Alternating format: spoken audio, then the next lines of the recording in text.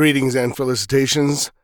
This is Michael Haspel, and with this episode of QFD, we're going to take a small detour, and I'm going to bring you an interview with author Levi Jacobs, who has 6 finished novels ready, and 3 of them are available. He is a fantasy and science fiction author.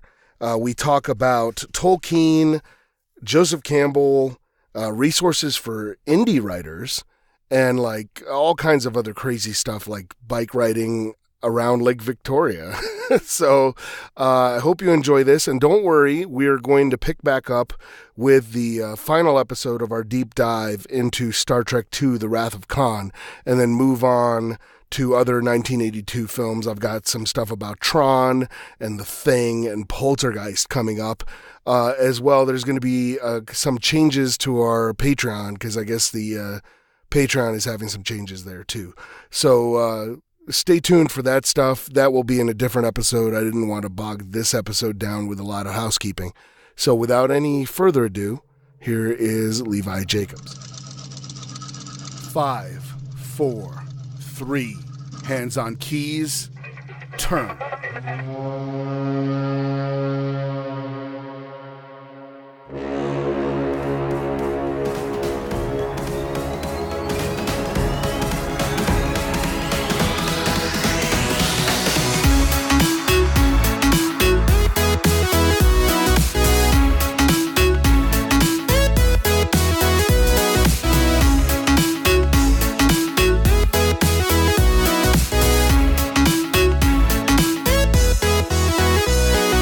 Greetings and felicitations. This is Michael Haspel, and I've got a special guest with us tonight. It is Levi Jacobs, and he is an author, fantasy author, although not exclusively. I'm not sure about that. And Levi, go ahead and tell us a little about yourself and like what inspired you to become a writer. Yeah. Hey, everybody. I'm Levi. I write mostly science fiction and fantasy, probably pretty heavy on the fantasy these days. In YA and adult. I think like a lot of writers, it wasn't even inspiration. It was just like that basic instinct when I was a kid, like sitting around the campfire with my family, I'd just start making it up. And then I found really cool books where like this guy called Tolkien had made it up, and I was like, whoa, he made up some cool stuff. And you know, like I just read a lot and kept writing. And at some point, much further down the road, I was like, I need to get serious about this. So that's the short story anyway. Yeah. Well, yeah, that's cool. And so, yeah, Tolkien kind of roped me into in the early days. That was definitely a huge influence. And so, man, I remember getting to the point, I think it's in the Two Towers, where Gandalf, quote unquote, dies. I'm not trying to give any spoilers away here, people, but you've had your chance. And I read those books in 3rd grade, and my mom always forced me to take a shower when I was in the middle of reading because I needed to go to bed or whatever. And like I had read that passage, and I like got in the shower and I got out and I started bawling. I was just devastated that Gandalf was gone. Yeah, I've only thrown like 3 books across the room in my lifetime. One of them was The Fellowship of the Ring when Gandalf died in Moria. I was just like, oh, this sucks. Like I don't want to read anymore. And then I had to. I was at military school, so there was nothing else to do. So it just kind of sat there taunting me and. Yeah, I was like, man, I need to know what happened. Yeah, and then he comes back and like, you know, man, I was not as versed in story then, so I didn't expect it at all. I was like, holy, it's like the coolest back from the dead Phoenix Rising moment ever. Yeah, that was. I had essentially the same reaction, like, oh, you know, because it's like, oh, they've run into Saruman, they're in a lot of trouble, totally, you know. And then it's just like, no, it's not Saruman. It's awesome. Yeah, I'm actually, I'm planning a kind of moment like that. This could actually be spoilers in the book that I'm writing. Number 3 in my series is a character who I think is going to fake die and then come back. So yeah, hopefully I'm not spoiling it. I don't know if I'm actually going to write that or not, but I think somewhere deep down, that's still Gandalf's journey. echoing in me, and like Oh yeah, my yeah. story brain saying that's really cool. It's funny. Oh, it's funny you put it that way, because I have a similar moment in mine. Now, granted, my guys have an advantage because they're undead, so they don't really die. They've already done it, basically. They're already dead. So Yep. there's kind of, but I do have kind of a similar, coming back from what looks like certain death. Mm-hmm. And of course that ties into like Campbell and all that stuff Yeah. too. Yep. So I was gonna ask, what author has influenced you the most, but Mm. other than Tolkien, I would say. Well, Tolkien is like the deep roots, and then there was some just like 90s fantasy, that kind of like I think molded my brain when I was very young and impressionable. Like, some Robert Jordan, of course, and then like I don't know, like Margaret Weiss and Tricky Hickman, and Oh yeah. and I read all the Terry Brooks stuff, and let's see, that series, the Belgariad. Who wrote that? Yeah, yeah. Dang. Yeah. Oh yeah, of course. Oh I man. don't remember. Anyways, well, we could Google it, but let's just keep going. Actually, I realized that I just released a novella, and I kind of intentionally made the title an homage to one of the books in the first five, because there's like two sets of five in that series, I think. I think so. Yeah, and one of them is called I think it's called Magician's Gambit. And when I first read the book, I didn't know what gambit meant, and so I had to look it up. And then I was like, "Dang, that's cool! Like, what is the magician like risking it on?" And so I just released a book called Urchin's Gambit. Oh, nice. Yeah, yeah. Oh, and the name just popped into my head. It's David Eddings. David Eddings. Yeah. Man. Yep. Those were in the I had a headboard from my bed that was also a bookshelf. I think my parents probably figured out that I was a book reading nerd. So all the best books were there, and I had all 10 of his books like in this one section. I remember just gazing at him at night and being like, man, Cirrus of Kell, like Enchanter's Endgame. They're just like such cool names. Yeah, those were great books. Man, you're making me want to revisit them now. well, talk to me if you do, because I actually revisited the first one in his first series, Pawn of Prophecy. Yeah, I revisited it last summer, and it was really hard to get through. Yeah, some of them. Yeah, I have a couple books like that, and I won't name names. Yeah, sorry, but David. they're big authors, and these were books that I read in high school like 2-3 times, Mm-hmm. They were so good. And I was like, man, I really need to, I miss this, and let me just revisit this. And I start looking at it, and I think in the particular case of the one I'm thinking of, the tropes have been so overused since that person wrote that book. That it's just completely beaten to death, and you realize, well, this person did it first, so when they did it, it was fresh, but now it's just there's so many copycats, and it's just become a trope, and you're like, man, this is just it's boring now. Totally. Yeah, that was a lot of what was going on with Palm of Prophecy. I think I have a blog post about it on my website, and another thing was just that the main character, like calling him a pawn in the title was perfect, because he like literally never became proactive. Like he never took control of the situation. You just knew that here's a trope for you. There was a prophecy, and he was probably the chosen one, and there was some bad happening in the background, and he's going to do something, but not in this book. And I kept reading and be like, when is he going to just like, at least the magic is going to take him over. He's going to do something crazy. It's like, nope. He's just like the old people, like the Gandalf figure is just taking him around, and they're doing stuff, and he is just a pawn. And I was like, I can't read more books waiting for him to graduate to being a rook or a knight or something on his way to being, well, the queen, I guess would be the end of that metaphor, but yeah. Yeah, but they were great books at the time, very formative. So anyway, to go back to that question, those are my old roots. And I got to say, in terms of writing fantasy, Brandon Sanderson is a huge name. I mean, I just found him in my late 20s, and read a bunch of stuff because I loved it, and it was a fresh take. He's so intentional about avoiding tropes and at least inverting them. Like he takes an idea and he's like, which of these things can I flip to make a story that's new and interesting, that's still in the genre that people are still going to like. It's an awesome creative process.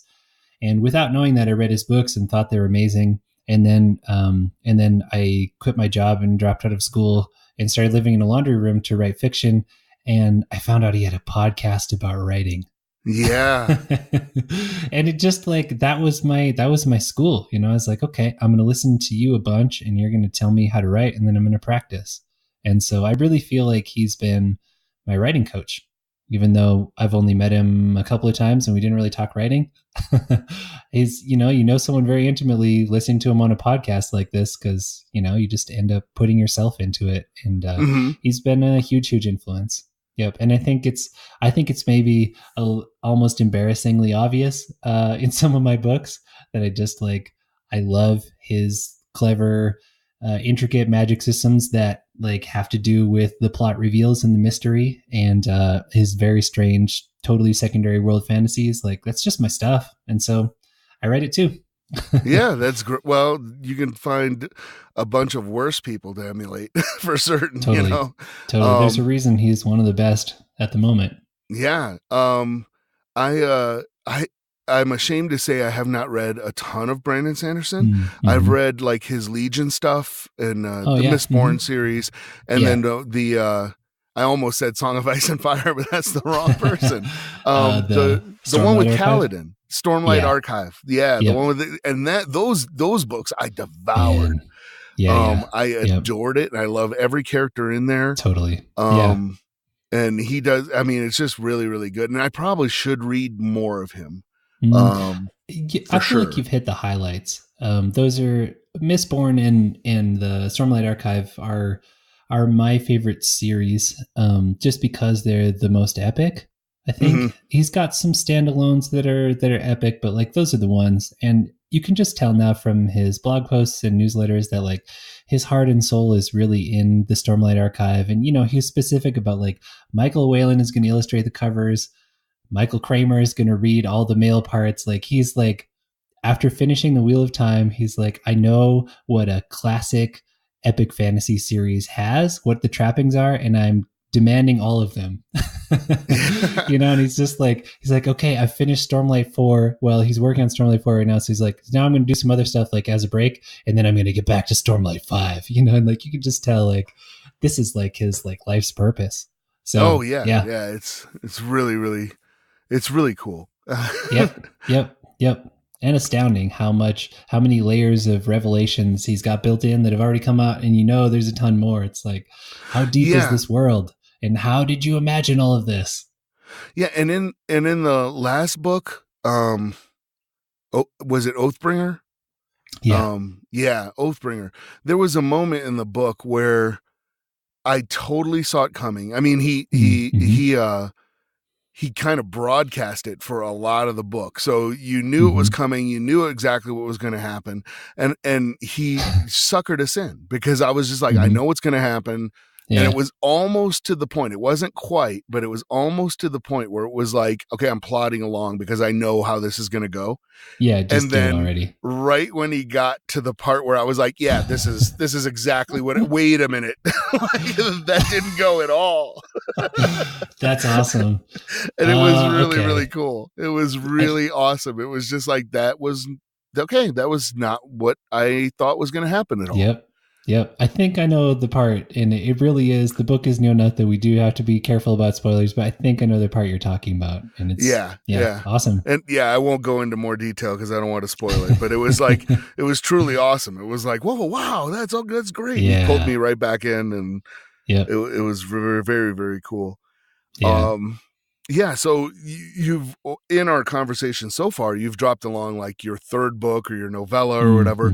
How many do you have under your belt, and how many are out right now? So I have, let's see. I've got 6 finished novels, and I'm currently halfway through number 7. Nice. And there's a novella that's in there too. There'll probably be more novellas in the future because it was really fun to write. Of those six, three are available online right now, and the one that I'm writing at the moment at somewhat breakneck pace should be out in less than a month. And Wow. note that I said I'm halfway through it. So this is a little experiment on whether Levi can really write to deadlines or not. I intentionally made it a really short turnaround on this one. I finished revising the last one. So book 2 in my series came out April 3rd. And yeah, so there just hasn't been a lot of time, and I haven't read in the first half of book 3 in the last week, but it's been fast. So most of the books that are out are this epic fantasy series called the Resonant Saga. Book 1 is called Beggar's Rebellion. Book 2 is Pauper's Empire, and the novella, which is free if people want to pick it up to check me out or to check out the world, is called, as I said, Urchin's Gambit. And if they go to my website, you can just download it, check it out. So book 3 is going to come out hopefully May 10th. And speaking of Brandon Sanderson and influences, the series is going to be at least 10 books long. Like Nice. Every time that I think about the meta story and what all is going on behind the scenes, I'm like, okay, there's another couple books. Like, it's just a really massive world. I spent 4 months building the world before I started writing. I had serious world builder's disease, and I have a giant, like atlas, I call it, of the world, and with entries about all kinds of stuff that's never appeared in the books. So it's that kind of epic fantasy.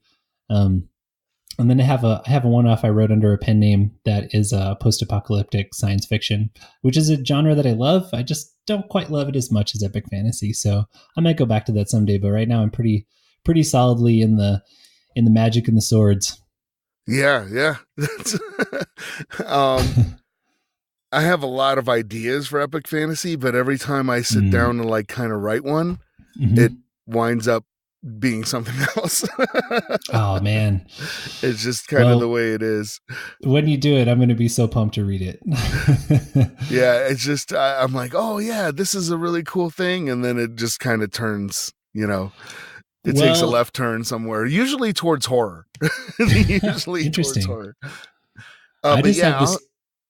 Oh, I'm sorry. Go ahead. I have this perception of you as like as thinking so meta. I mean that inspiration that you described to us last week, not on the podcast, unfortunately. Maybe he'll tell you all about it sometime. But the story of all those different characters coming together is yeah. It's so steeped in story and so like anti-trope that like and it's an awesome idea, and you can't write it without like, maybe not necessarily breaking the fourth wall, but at least being in a science fiction versus fantasy world. Cause like you can't tell that kind of story if you're locked into like, this is the world, this is the technology, these are the people, So yeah. I don't know. It just seems to me that that's how your imagination works, is a little bit like it needs to be able to be in outer space and have multiple worlds and multiple people, which isn't true of Graveyard Shift, but at least not yet. Yeah.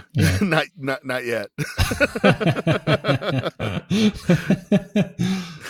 But yeah, and I'll throw all those links to those stories and everything in the show notes. Cool. So folks will be able to find them really easily. Yeah, let me see one of these other ones. Oh yeah, do you set up do you have a set plot, or do you prefer to just write and see where an idea takes you? Man, I wish that I could just write and see where it takes me. But I get lost. So I think the more that I write, the closer I get to letting go of control like that. My first few books were very, very plotted. And, like every chapter I have like bullet points of what's going to happen. And the more that I go on, like the book that I'm writing right now, I have sections like that. Like there'll be like a, like 100-page section where I'm like, these things need to happen. And then I just get into it, and the structure kind of suggests itself from what the characters are doing versus like me beforehand. Cause I think that's the really hard part, is that I can think of a cool plot, but I don't feel like I know my characters well enough, especially new characters. And even in sequels, like intent always happens to your characters in a book. So they're different people in the sequel, like they've learned their lessons and they're going to act differently. And so it always feels hard to predict how they're going to react to the plot. So even if I think this is a great plot, like I'll be in the middle of it and I'll be like, okay, but my character is smarter than this, or they're more damaged than this, or something. And so I have to pants it, like I have to just kind of make it up. And then once the character is done what's authentic for them, go back and be like, so can I still, have that plot that I was thinking of, or do I now need to replan? And I don't know. I've written 3 books now where for one reason or another, I got about halfway through it and had to put it down.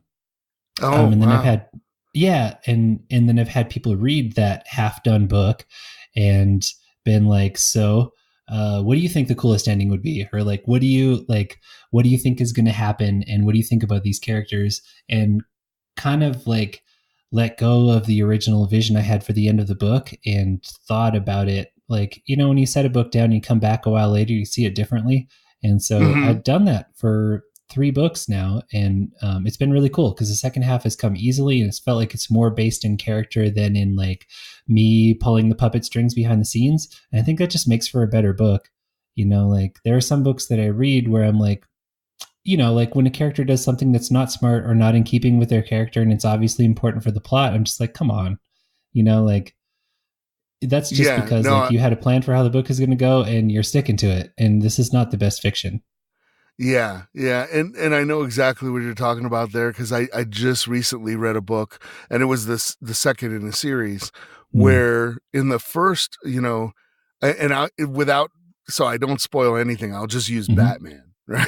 So it's Okay. like, Nice, so nice Batman book. imagine in the first book, Batman, it's like Batman Begins, right? Yeah. He's Uh-huh. coming up and he's figuring out how to be Batman, and by the end of the book, he's Batman. And Uh-huh. then in this second book, it was a good third of the way through, and then they met like what I would call like a C level villain, right? And I Okay. was just like, yeah, Batman's gonna end this fight in like 2 seconds. Like this Yeah. isn't Joker level. This is like street tough level. Yeah, this is And henchman at yeah, best. henchman level. And it wound up like being like a major thing where Okay. he Yeah. couldn't take this person on. And I kept waiting for them to reveal that, oh, this guy who you thought was a henchman was really the Joker. You know what I mean? Yeah. But it Yeah. wasn't. He was a henchman. And I was just like, Wow, that no, he'd sucks. catch a battering to the head, he'd be over. Wow. So it was like a reverse power creep where like instead of everything getting more epic, like book 2 was kind of like less epic because your hero wasn't as awesome as Yeah, you thought. he wasn't as he was having like serious issues with like henchmen. And I was like, okay. That sucks. And I just Yeah. kept waiting for a reveal to go, why was this guy, why was this Yeah. particular enemy so hard to take out? Hmm. Hmm. And there was no reason for it. It was just like, okay. Man. Yeah, that's crazy. Now I wanna know the real name. At some point, you'll have to tell me about this Oh Batman yeah, book. yeah. And yeah, so you did say you had to step away from the book sometimes. Have you ever taken Mhm. like a hiatus from writing, like entirely? Yeah, I'm on an interesting schedule. So I'm obviously, well, maybe not obviously, but I'm not making a living from writing yet. And so I mentioned dropping out of grad school to write fiction full time. Um, and after like living on pennies and literally living in my friend's laundry room to save money, I needed to do something that made money that still gave me time to write. And I think this is all of our dilemma. Like every writer I meet, if they're not making a living from writing, this is their dilemma. And so it was mine too. And I had worked on my family's farm, and it just so happened that we found out this strange thing, this opportunity we thought. So I took a risk and went into a bunch of debt and started a fruit stand, basically, and now multiple fruit stands, and do that in the summers. So I just sell fresh fruit in the oil field in North Dakota. And that is really full on when it's in season. And so I have kind of a scheduled hiatus from writing every year that lasts from the middle of May until the middle of September. Oh wow. So Yeah. yeah, it's, and like I I don't actually like it. I want to be writing that whole time because I feel like my writing, I could use like metaphor of muscles or gears, but whatever it is, like it gets stiff, or rusty in that time. And it takes me a while to get back into it in September. Whereas I feel like at the end of May, like right now, I'm pumping this book out in like the course of a month and a half, like things are working quite well. And then I just like turn on businessman brain and like trucker brain.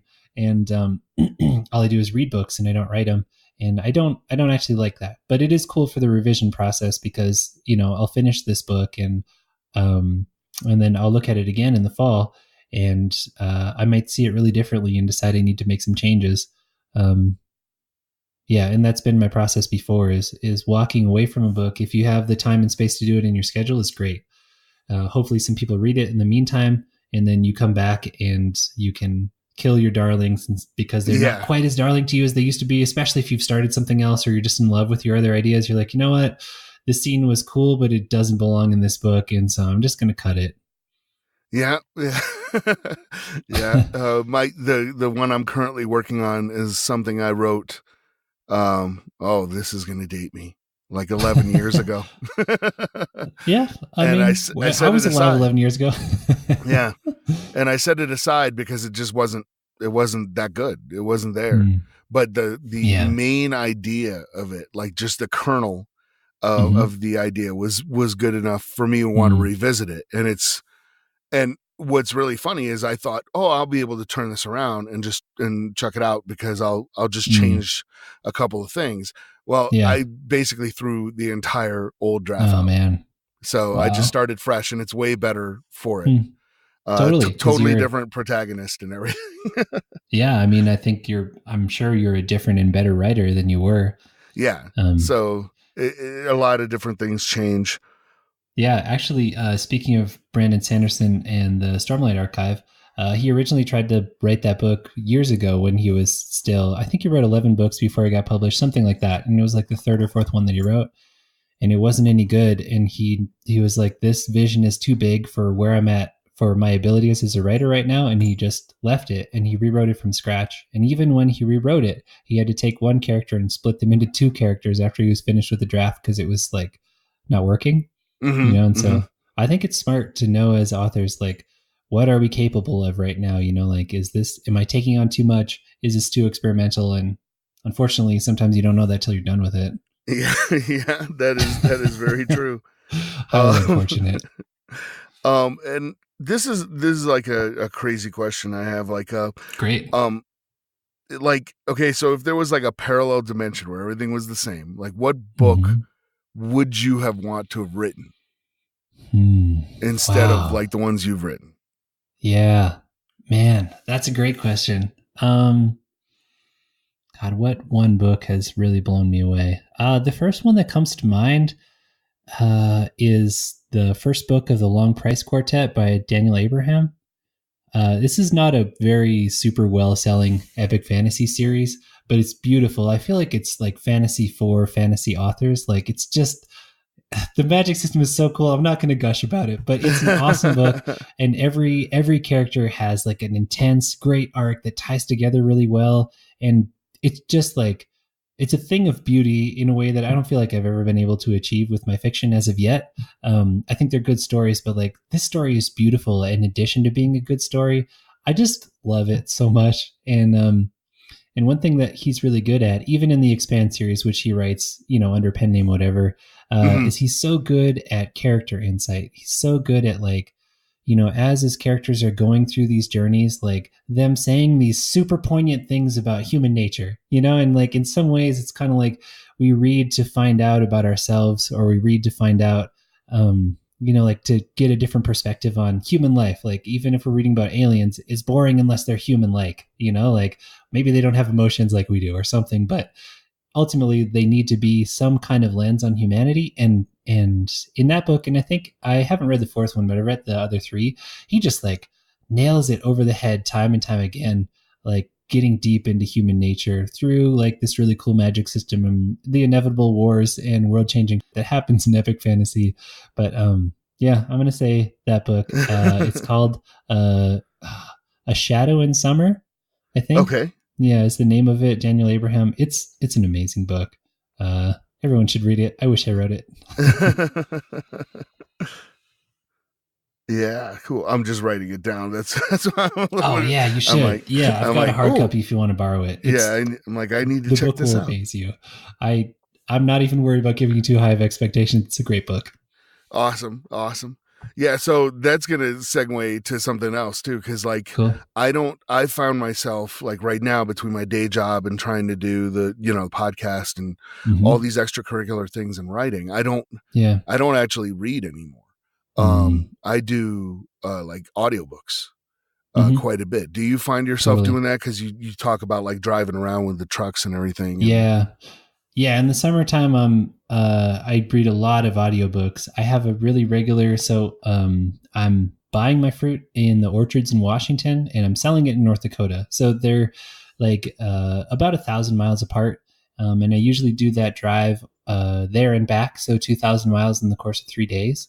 Um, so it's a lot of time on the road, and like I love podcasts. Don't get me wrong, but I can only do nonfiction so long, and I don't think that fiction has translated that well into podcast format yet, or I haven't found it. There is some good stuff, but eventually I'm like, just tell me a good story. And so, yeah, I listen to a lot of audiobooks in the summertime, but I was kind of proud of myself last summer for actually reading some physical books too.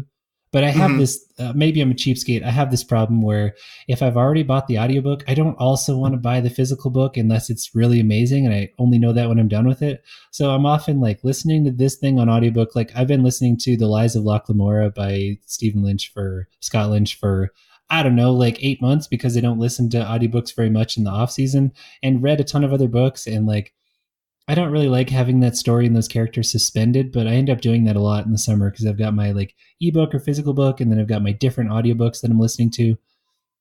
But I definitely Yeah. do it. Yeah, in the off season now, I do more reading because I don't have a commute, and I'm just faster with my eyes than I am with someone reading to me, and Oh I yeah, just yeah. By a want to get lot. it done. Yeah. Yeah. But I'm the publisher's dream buyer, I think. Because I'm well,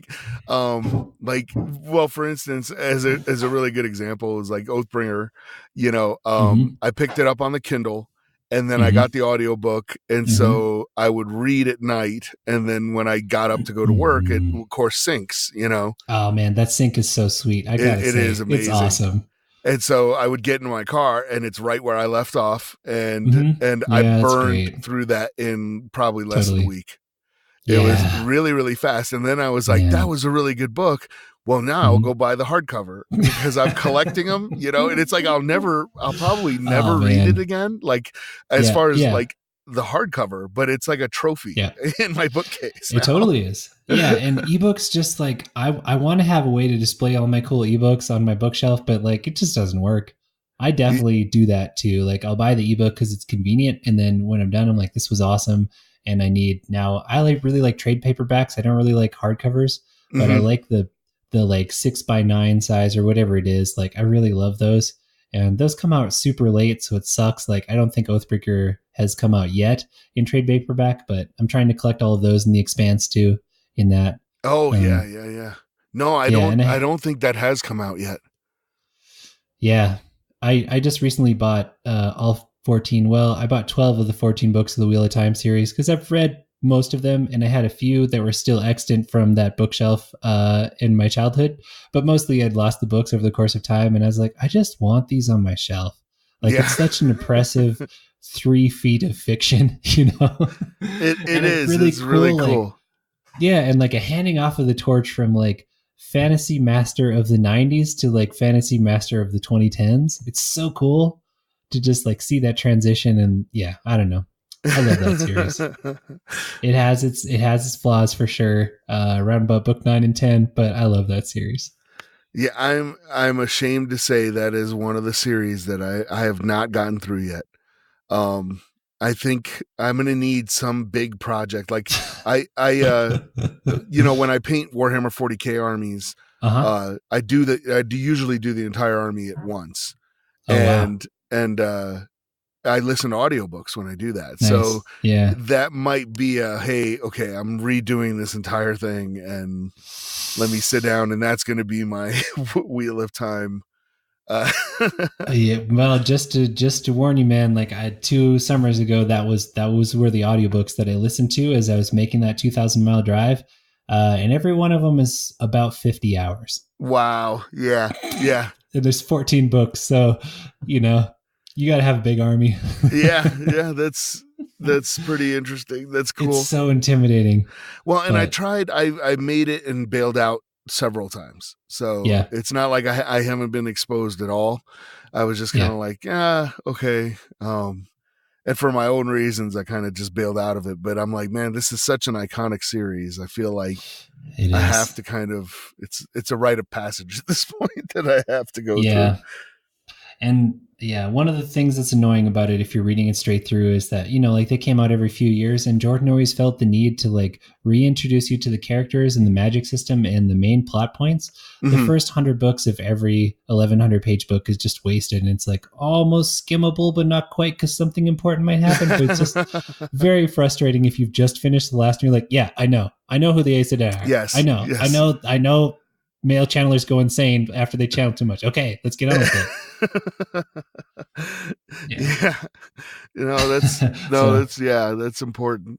All right. So, folks often gravitate to different interests, like obviously throughout their lives, but like what story do you feel influenced you mostly as like a kid? And then as an adult, and it doesn't have to be like a book. It could be film, TV show, whatever, just any story.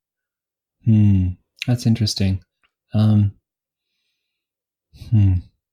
a kid, man, I don't know. I feel like I didn't ever really find my story when I was a kid. We moved like 6 or 7 times. I wasn't a military brat, but essentially was, because my dad changed jobs so often. So I was always the new kid and didn't really have close friends or long-term friends. And I feel like there's probably some great stories about people who go through that and like handle it with panache. And I didn't find that story. So things were just kind of hard for me. But the story that comes to mind for me more in my adult life is the biography of Joseph Campbell. Speaking of Joseph Campbell again. Oh, okay.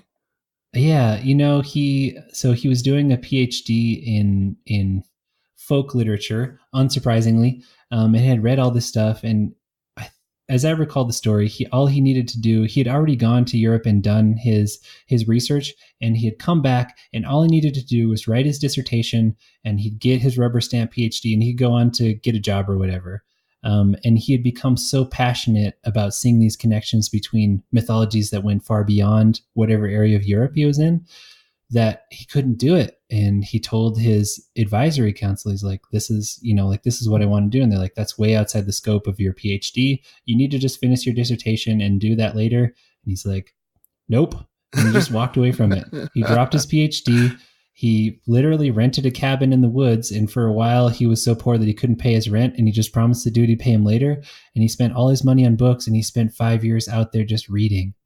Wow. And just like steeping himself in the lore. And at the end of it, he wrote Hero of 1,000 Faces. And when you read that book, you can tell this guy is borderline insane from the amount of data he's ingested into his body. And he's managed to synthesize it. But like, it's so big that, like, especially the introduction, the first chapter, whatever it is, where he kind of like, he just lays it on really thick. And you're like, holy shit. Like, I don't know if I can follow you down this hole. And like, obviously, like, his insights have been distilled a lot better. And I think he does it better in the end of that book. But like, anyways, like that story really inspired me because he didn't get mired in the track that he had already, he didn't like give into the fallacy of like the sunk cost.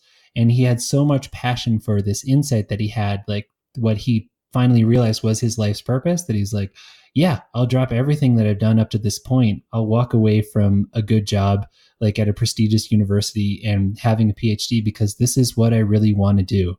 And that was me too. Like I actually walked away from a PhD program too, because as like within a month or two of starting grad school, it was super hard and I was working my butt off. And it just came up in my mind. I was like, what if I was working this hard writing fiction?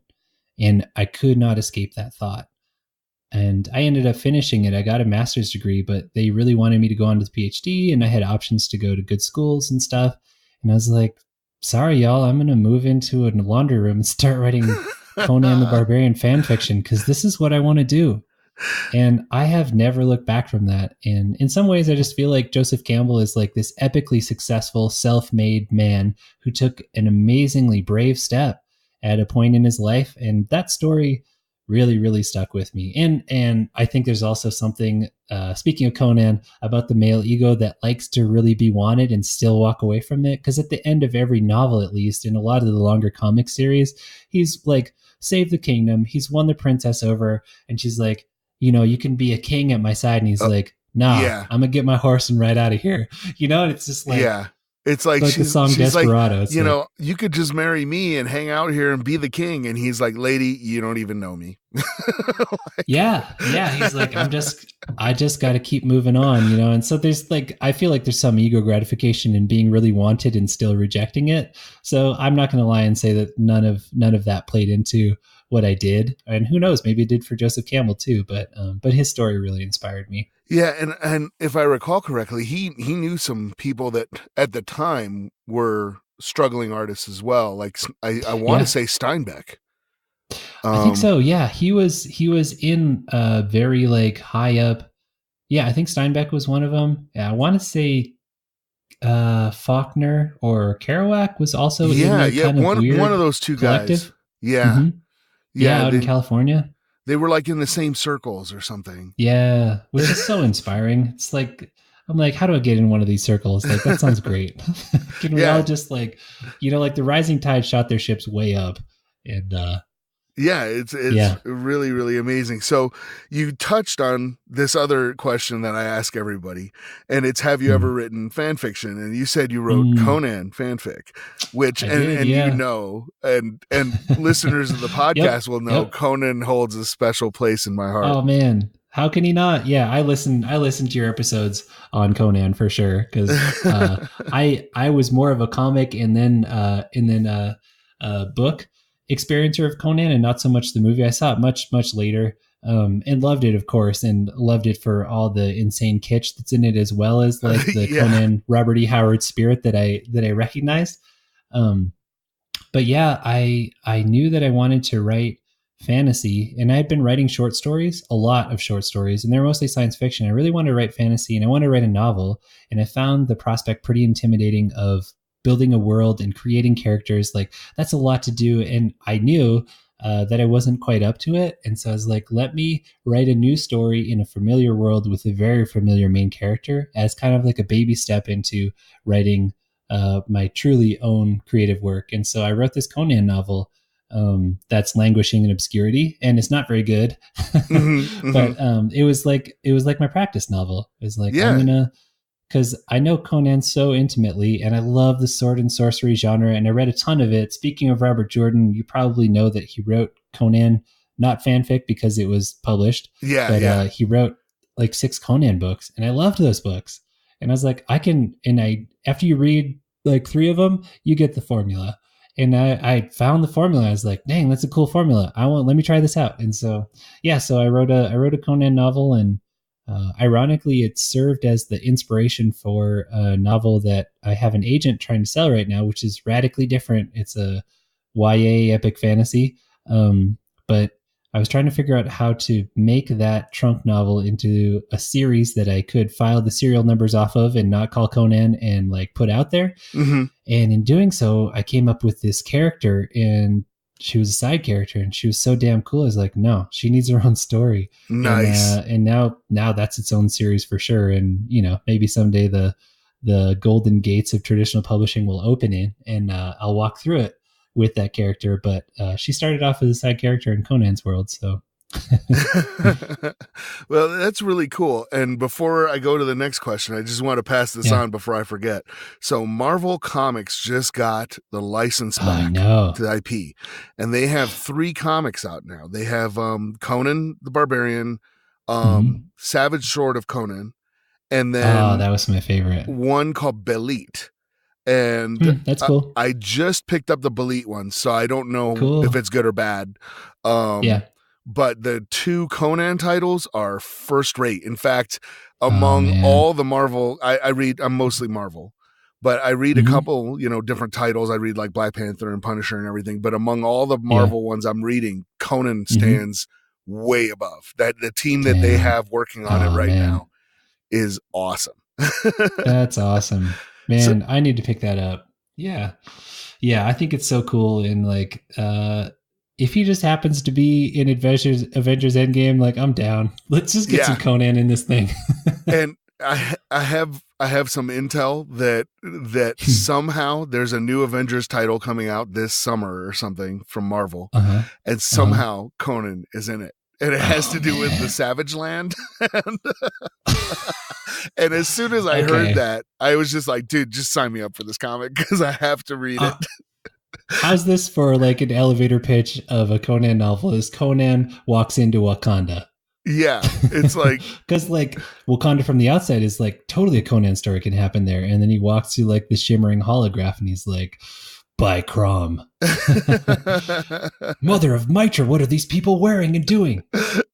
exactly.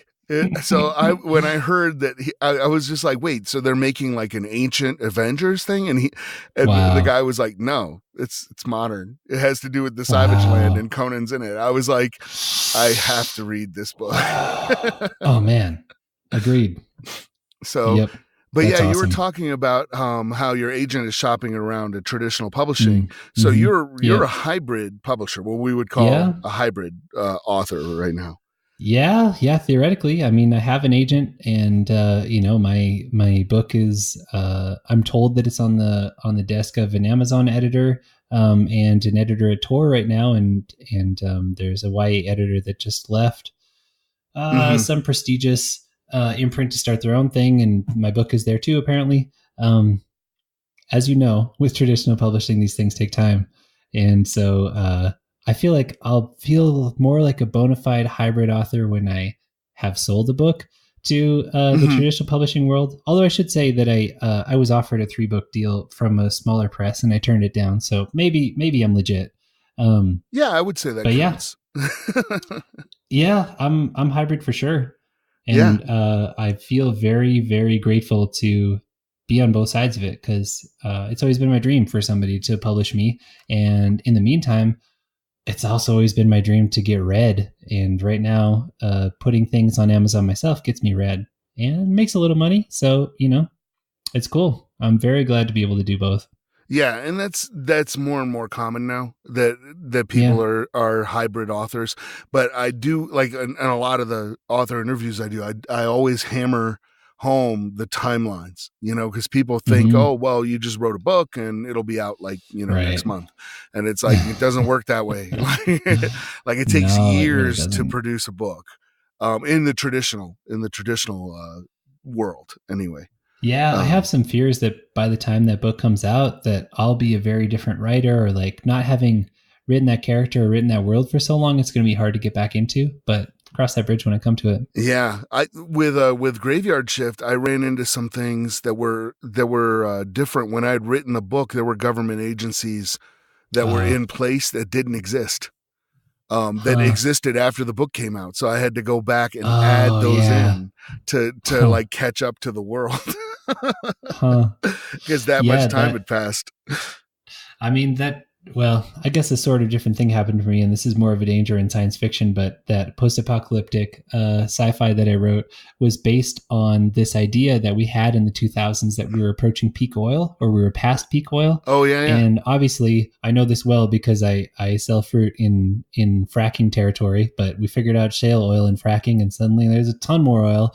And the whole premise of the like fall apart of society in that book is that we don't have access to enough cheap energy and so things fall apart and we haven't hit peak oil yet and it was expecting peak oil so I Yeah. didn't make the revision. I just left it, but but yeah, No, it's rough. that's what's cool about like the whole post-apocalyptic thing is I feel like readers are more forgiving. Like you can just say, Mm, "Look, it's the post-apocalypse. Here's what caused it," and they don't yeah. really they just take it for granted. They don't really kind of dissect it and go, hey, wait a minute, they're zombies.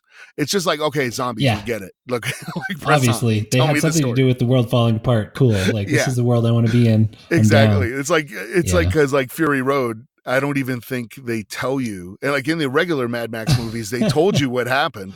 In Fury Road, they Yeah. never even told you. They were just like, hey, it's post-apocalyptic. There are gas and there's still bullets, so go. There's some gas that we keep in these big tanks. It's like, okay, I'm down. It's cool. Let's do this. Yeah, let's just press. Yeah. But yeah, That's one nice thing about fantasy is that it's bulletproof that way. You know, right, like, right. And you know, there's the whole I think it's the Simpsons who said it, where they were just like, a wizard did it. You know, it was just like, hey, anytime there's like, yeah, hey, how come that a wizard did it? Like, it's just answers, you know, because magic. totally. It's like Man. that solves that.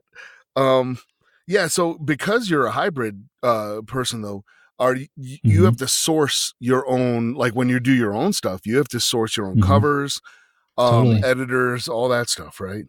Yeah. Yeah. Yeah. What's kind of like your go-to resource looking for covers or You know, um I had a lot of fun. So for the first book that I put out myself was that post-apocalyptic science fiction, and I went to a site called 99 Designs, which is really great for what it is. You describe your book, and anybody who wants to make a design for it does, and you pick the best one, and you put your price tag up front, and whichever one you like the best, they get the money. So it's a very egalitarian contest, and I think I got a pretty good cover from it.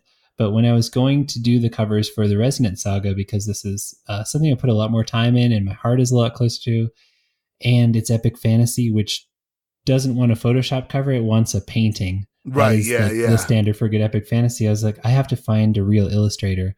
And I made a contest with $1,000 reward on 99 Designs, and nobody was really illustrating. I was like, sorry, y'all. And I canceled the contest. I pulled another Joseph Campbell and I just searched the internet. There's a couple great websites. DeviantArt is one, and ArtStation is another one where artists just put up their work, and I just looked through it and I found ones that were beautiful and spoke to me and looked like what I would like my cover to be. And then I emailed them. I was like, hey, would you do this thing? And some people didn't respond. Some people responded and say, yeah, I could do that in a couple of years because I'm so booked. And some people, quite a few of them are illustrators for Magic the Gathering, which is a game Oh, that I play, and they have super top-notch illustrations these days. And so those guys were like, yeah, I can do it. You know, it's going to be like $1,500. I'm like, not quite there yet, but yeah, thank yeah, you.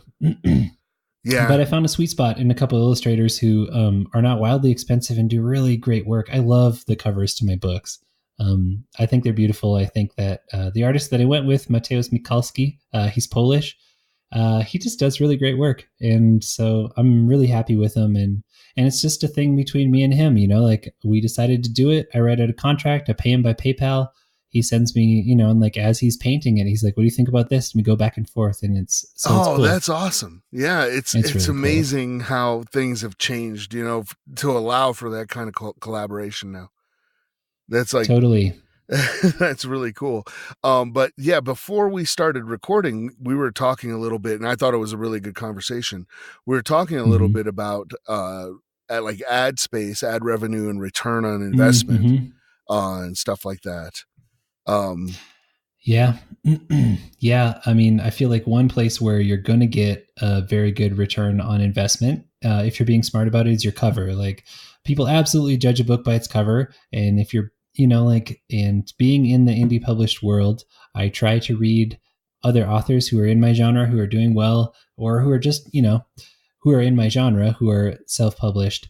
And so many times I can't get past the cover. And I know there's probably good fiction in there, but there's something in me that says, like, if you can't scrape together like $300 is probably the baseline to get somebody to make you a decent cover. I don't trust that your book was worth it to you, that you put the time in it to make it good. Like, it's just a sign that you're serious and that like there could be quality in there. And man, there's a lot of them where there is not quality in there, but the cover got me to open it at least. right. And Yeah. so I feel like, yeah, there's a great return on investment there. And I've got, you know, third book is coming out, plus that novella that I put a real cover on, I spent some real money on covers. I definitely have not made it back in my sales so far. But I don't question it because your books are evergreen. They're there forever, and they keep looking good. Like that illustration doesn't go bad. Like I listen to so many marketing podcasts where they talk about, like a couple years down the road when their book stops selling, they're like, oh, I guess I need to pay for a good cover. And I'm like, let me just do it right the first time, so I don't have to have that moment a couple years down the road. Mm-hmm. But completely agree. It is that dilemma that you're not supposed to judge a book by its cover, but that is what people see. Whether you're in a real bookstore or a virtual one, that's the very first impression people get is your cover. And it's like, and I'm ashamed to say I have bought books because of the artwork on the cover, where I just looked at it and went, I have no idea what this is about. I'm getting it because the cover was awesome. It looks so cool. Yeah, I've done that too, for sure.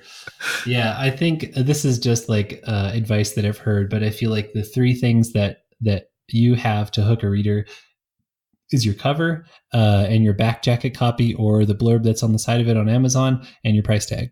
Mm-hmm. And those are the three things that are going to make somebody say yes or move on. And every one of them's got to be stellar. And the one that's the hardest to change, at least for indie authors, is that cover, because I can change the price like several times a day if I want to on Amazon, but it takes a long time to get a good cover. So. Oh, yeah. And we are coming up on the end of our time, but you were talking about like the 80-20 rule. And we've, folks have heard about that, and certainly like in the business world and stuff like that. But do you want to speak a little bit about how you've run into it? Yeah, for sure. Yeah, so it's kind of a new concept to me, but it really fits with being an indie author, which means that not only do I have to write good books, but I have to market them well. This idea that 80% of your results come from 20% of your effort makes a lot of sense to me. And there's and right now, when you're just starting out, you really don't know which 20% of your effort is going to get most of your results. So you kind of do everything. And I'm starting to get to the point now where I'm like, okay, I think that this effort is not getting me much. And meanwhile, this thing over here that wasn't that hard, like I'm in a cross promotion with some other comparable authors in which we all put, I've got that novella that I mentioned for free. And there's 49 other books in this cross promotion, and they're all free. And we all tell what fans we have about them. We're like, hey, if you want to pick up my book or these other 49 books, which could be cool, they're all free. Go check them out. And when people pick them up, what they do is sign up for your newsletter. And so for very little effort, now I've got people who are on my newsletter that I can tell about the cool things that are happening in my series and the things that I'm working on to get them excited for the next one.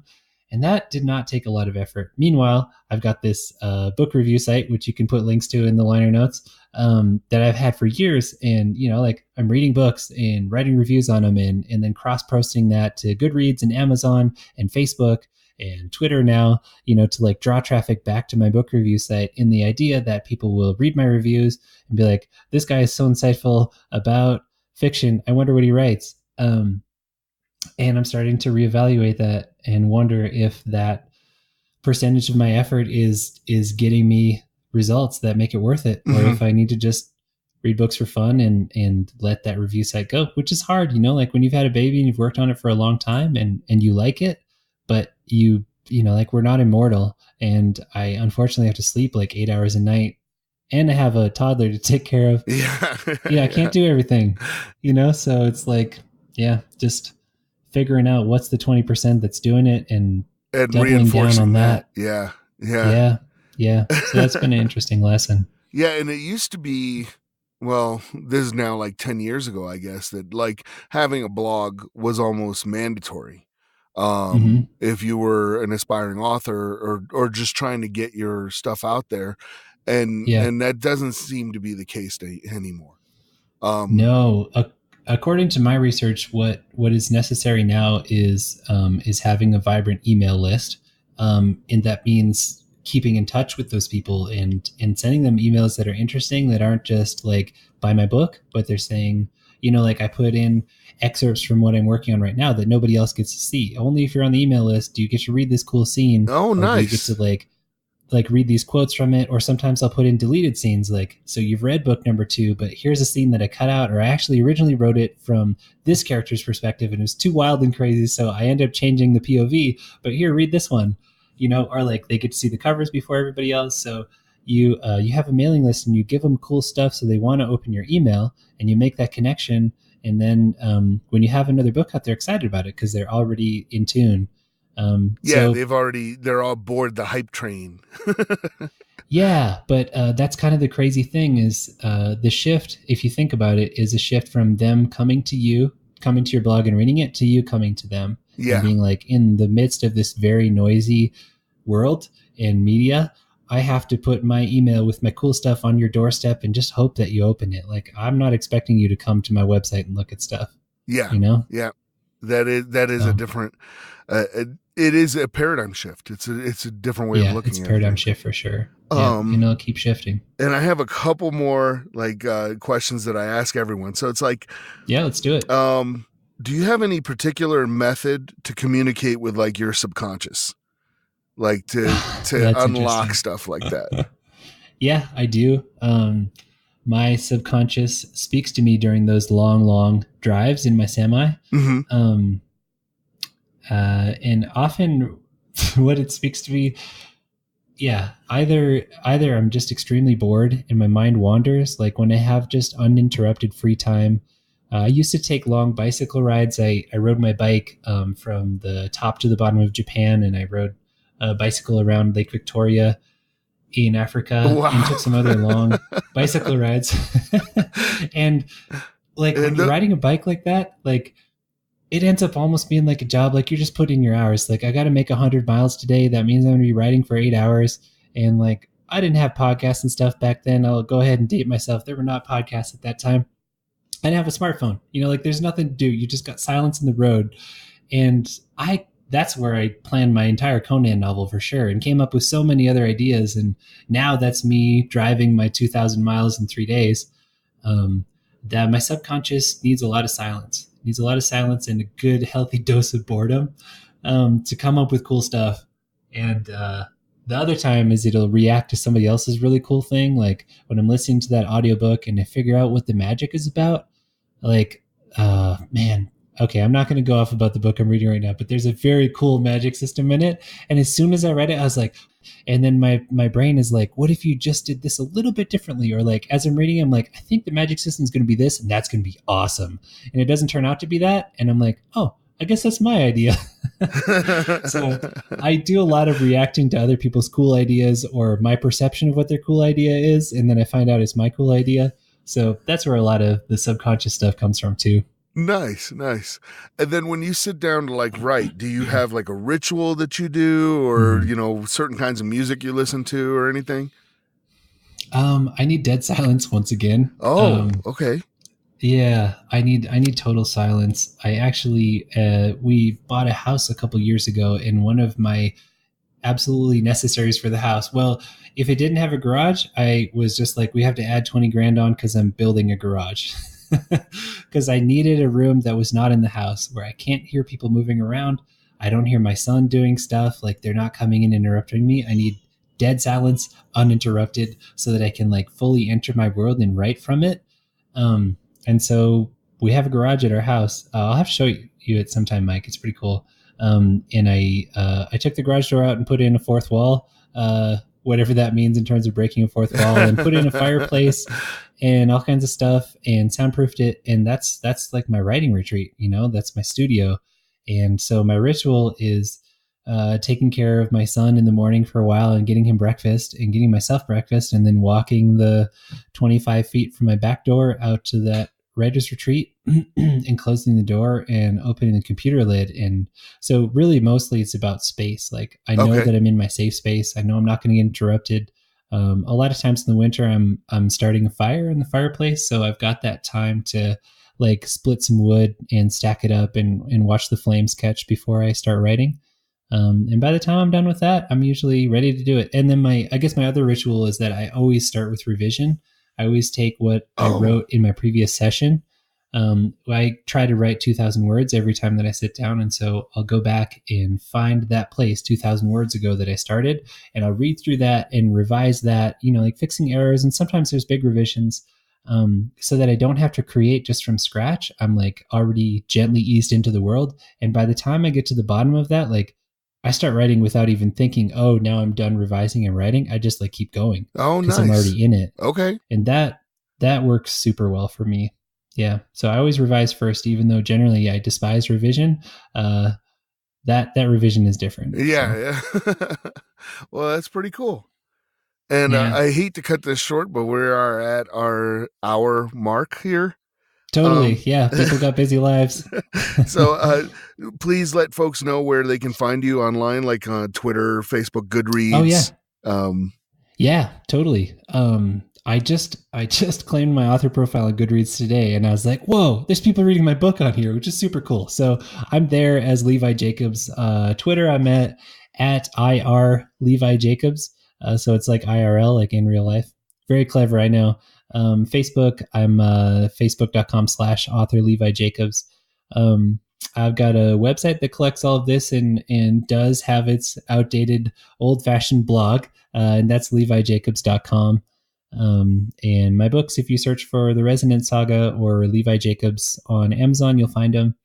And if you go to my website, you can find that link to a free novella. And if you, and my email's there, so you can get in contact if you want to find out about that cool promotion that has 50 free books.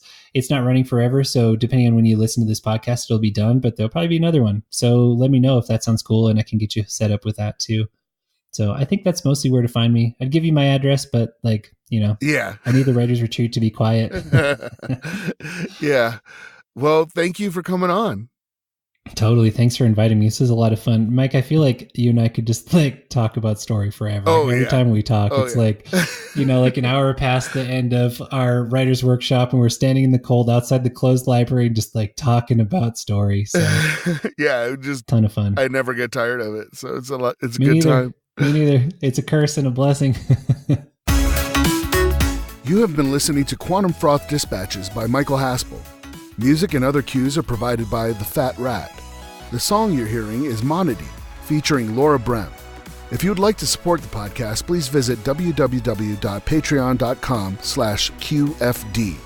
Thank you for listening, and we now return you to your mundane reality.